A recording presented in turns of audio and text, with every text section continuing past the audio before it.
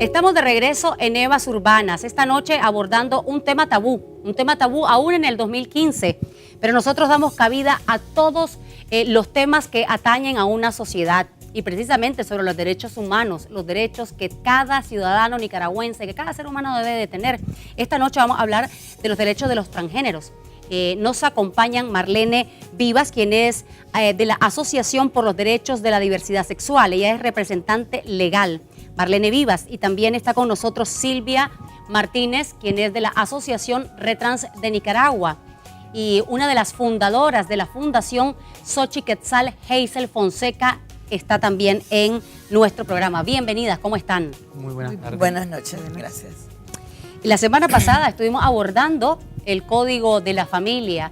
Estábamos entrando en diversos detalles en torno a lo que tienen derecho los padres, las madres, la familia.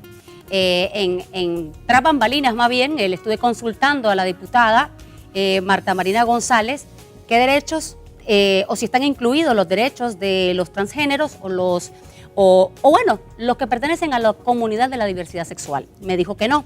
Me llamó la atención y entre otros detalles, bueno, creo que los derechos de estas personas son violentadas. Por ello, he querido invitarlos para que desde su posición nos comenten cómo se sienten y nos comenten sobre sus luchas.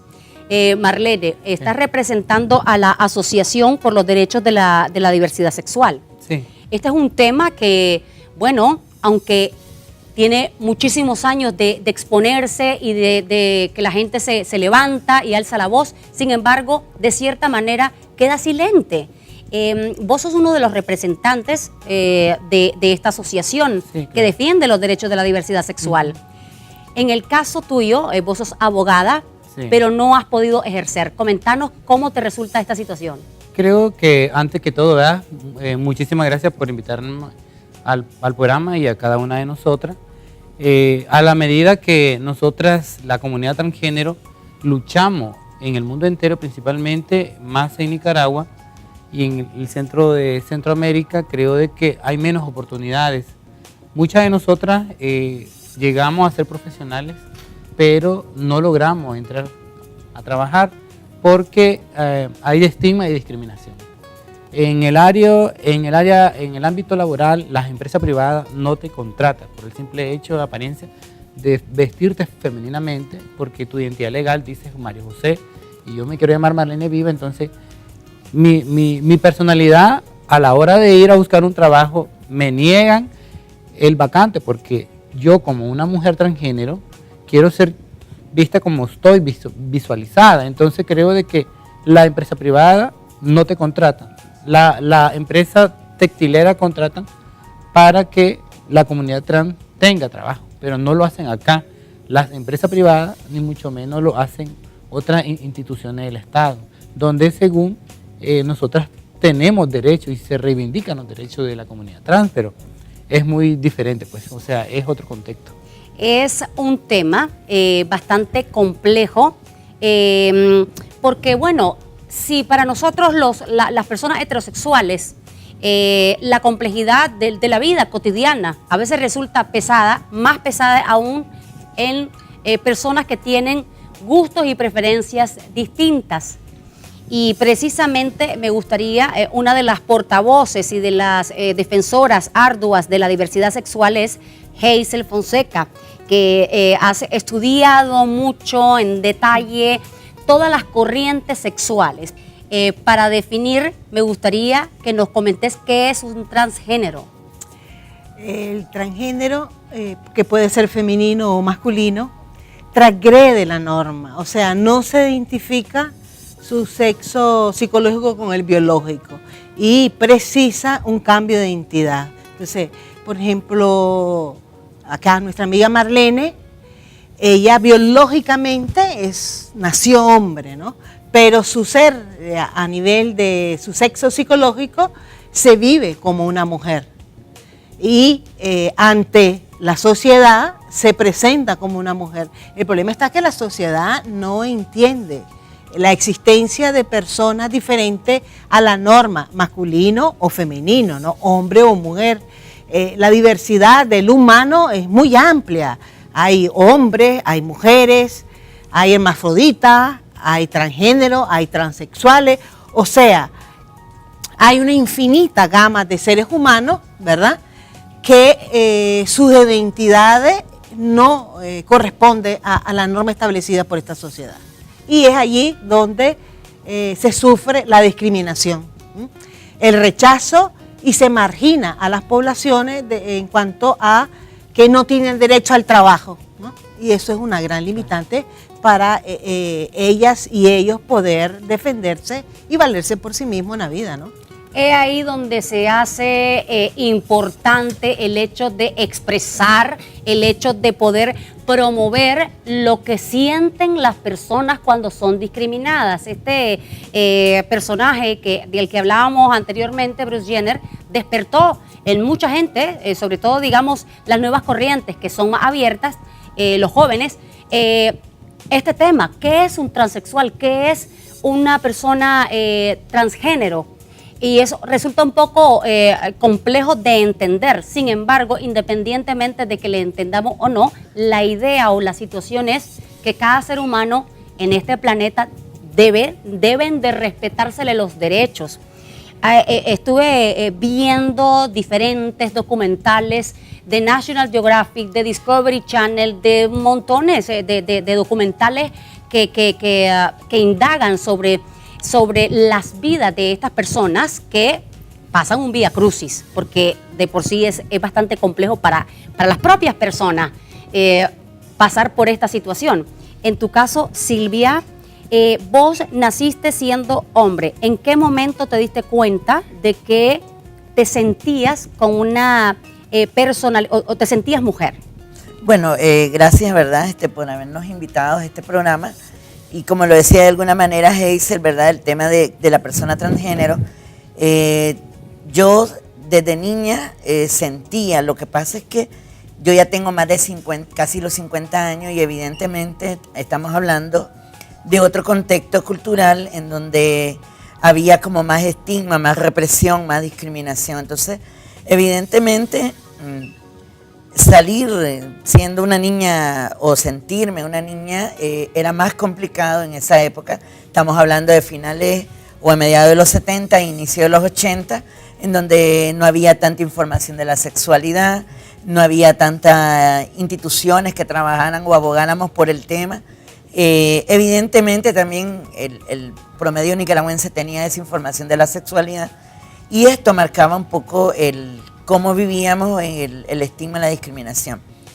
Puedo decir que desde temprana edad, entre los 6, 7 u 8 años, yo me sentía que la forma en que me estaban, porque acordémonos que el género se construye partiendo del sexo biológico, y entonces evidentemente yo no me sentía en concordancia con la forma en que me estaban construyendo. O sea, si había nacido hombre, todo lo que tenía, pero evidentemente yo me sentía mujer. Entonces, de temprana edad, el vivir el estigma, la discriminación, la presión de la familia también, para nosotras es un tema, porque muchas de nosotras a nuestra temprana edad vivimos en la calle o nos vamos porque nuestra familia no nos entiende, no solamente el entorno, sino principalmente nuestra familia, y es ahí donde salimos a la calle.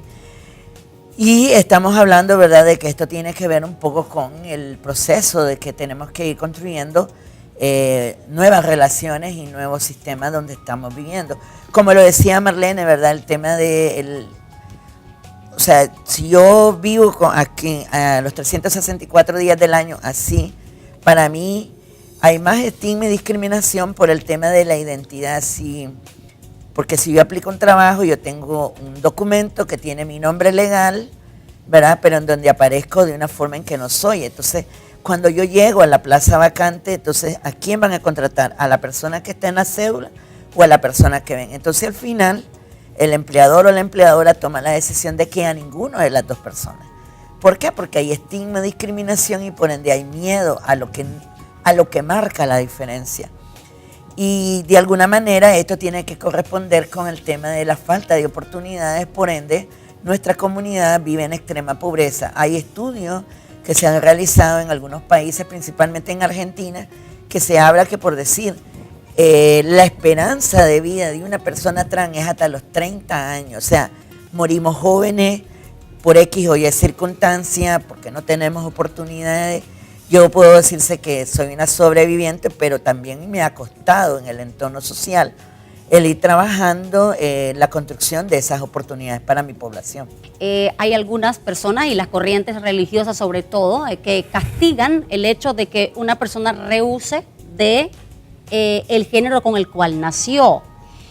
Otras personas manifiestan que cada persona tiene derecho de hacer y realizar lo que siente en su esencia. Hemos visto, por ejemplo, cómo en otros países desarrollados, por ejemplo en Estados Unidos, más estados están legitimando para que pueda haber el matrimonio gay. Ya se pueden casar los homosexuales, las lesbianas también, ya pueden, entonces lo están incorporando en la parte legal, que eso es importante. En Nicaragua, ¿cómo estamos en esa situación? Creo que... Mira, en Nicaragua la situación es bastante negativa porque no hay un reconocimiento legal.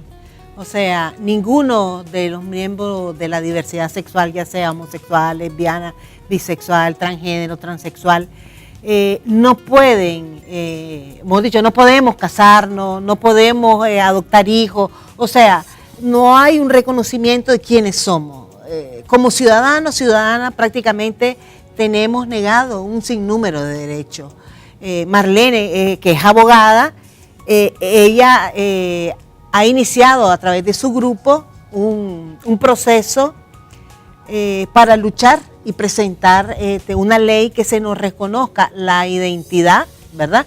Y poder que se nos reconozcan los derechos, los derechos de ciudadana, de ciudadano, de existir, de que hay una correspondencia, como Silvia decía.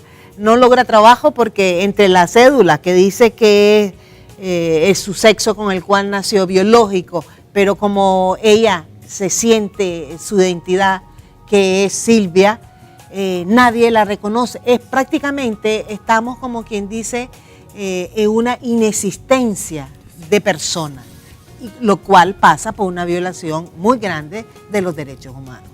Absolutamente. Todas las situaciones por las que tienen que pasar las personas que tienen, bueno, una opción diferente, pero ¿hasta dónde llegan los derechos humanos? ¿Por qué en Nicaragua no? En otros países tengo entendido que es más fuerte la discriminación. En otros países cercanos, como por ejemplo Salvador, donde incluso nos estabas comentando ayer, sí, que el acoso es más severo. Claro. En Nicaragua, por lo menos en la parte, digamos, social, ¿cómo te sentís? En la parte social creo de que como mujer transgénero puedo movilizarme a donde yo quiera. Como mujer transgénero soy visible ante la sociedad y creo de que me siento que ando libremente, me puedo expresar. Y creo que eso de que en otros países los contextos son más diferentes porque el movimiento LGBT o de la diversidad sexual tienen miedo a reclamar sus derechos. Creo que en Nicaragua, nosotras como defensoras de derechos humanos, hemos enfrentado muchos desafíos, principalmente en que de decirle a un tomador de decisión, yo estoy aquí, yo soy ciudadana, yo voto, yo ayudo para el desarrollo del país, yo aporto para el desarrollo de este país, yo pago impuestos y yo como hago todo esto, yo quiero que me vea como una ciudadana. Vamos a ir a un corte comercial. Cuando regresemos tenemos más detalles de los derechos humanos en los transexuales en Nicaragua. Ya regresamos.